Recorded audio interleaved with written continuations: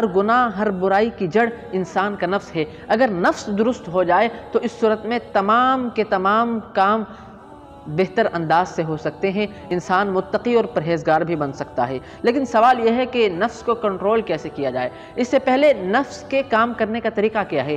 مثال کے طور پہ فجر کی نماز کا وقت ہے، انسان لیٹا ہوا ہے، مسجد سے مؤذن الصلاۃ خیر من النوم کی صدا لگاتا ہے۔ اس صورت میں نفس یہ چاہتا ہے کہ سردی کی اس رات میں کمبل نہ چھوڑے، جا کر وضو نہ کرے، ٹھنڈے پانی سے وضو نہ کرے، غسل نہ کرے، اللہ کے حضور اس سردی میں جا کر نکل کر سجدہ ریز نہ ہو۔ لیکن دوسری طرف ایمان ہے، ایمان کیا کہتا ہے؟ اللہ تعالیٰ کی اور پیغمبر اعظم صلی اللہ علیہ وسلم کی تعلیمات سامنے آتی ہیں اور پیغمبر صلی اللہ علیہ وسلم کے فرمان سامنے آتے ہیں، اللہ رب العزت کی صدا سامنے آتی ہے۔ تو اس صورت میں ایمان اور نفس کا آپس میں ٹکراؤ ہوتا ہے، مقابلہ ہوتا ہے۔ تو اس صورت میں جس شخص کا ایمان نفس پر غالب آ جائے تو اس صورت میں وہ اس کے لیے دین کے لیے دنیا کے لیے بھی کامیابی و کامرانی کا ذریعہ ہوتا ہے اور آخرت میں بھی اس کے لیے کامیابی و کامرانی کا ذریعہ ہے۔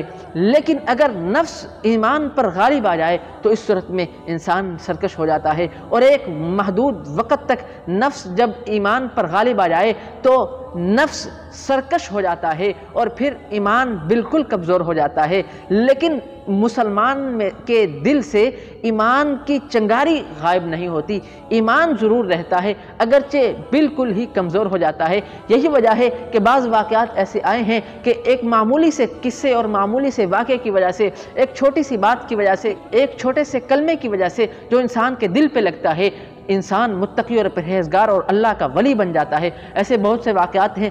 بہرحال کنٹرول کرنے کا طریقہ کیا ہے؟ نفس کو انسان کیسے کنٹرول کرے؟ تو اس طریقے کے بارے میں بہت سے بزرگان اسلام اور بہت سے اکابرین اور صلحاء ایک طریقہ بتاتے ہیں۔ وہ فرماتے ہیں کہ اپنے نفس کو سزا دو۔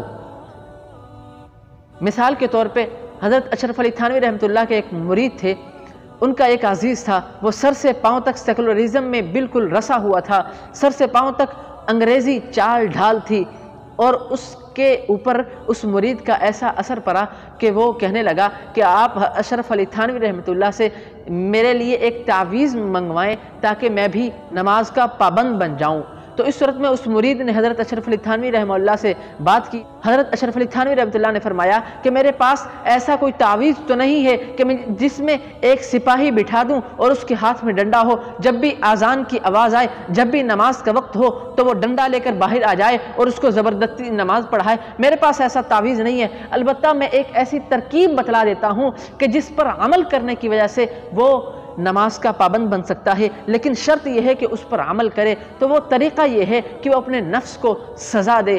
اگر اس نے ایک نماز چھوڑی تو وہ اپنے آپ سے یہ وعدہ کرے کہ وہ ایک دن کا ایک وقت کا فاقہ کرے گا، اور اگر دوسری نماز قضا ہو گئی، دوسری نماز چھوڑ دی تو اس صورت میں 2 ٹائم وہ اپنا کھانا نہیں کھائے گا۔ اسی طرح 3 نمازیں چھوڑ دی تو تیسرے ٹائم بھی وہ اپنا کھانا نہیں کھائے گا۔ تو میں گارنٹی سے کہتا ہوں کہ اگر اس نے یہ کام 3، 4 یا 5 دن یا ہفتہ بھی اس نے کر لیا تو اس صورت میں اس کا دماغ ٹھکانے لگ جائے گا اور وہ انشاءاللہ العزیز پختہ ترین نمازی بن جائے گا۔ اس طرح کی سزا، مثال کے طور پہ کسی انسان کی یہ عادت بنی ہوئی ہے کہ وہ دکان میں اپنے کاروبار میں کرپشن کرتا ہے، تو اس صورت میں اسی طرح کہ وہ اپنے نفس کے لیے سزا مقرر کرے۔ اور اسی طرح زانی کے لیے کتابوں میں لکھا ہے کہ جو شہوت جس کی کنٹرول نہ ہو سکے اس کے لیے روزوں کا حکم ہے۔ آپ علیہ الصلوۃ والسلام نے بھی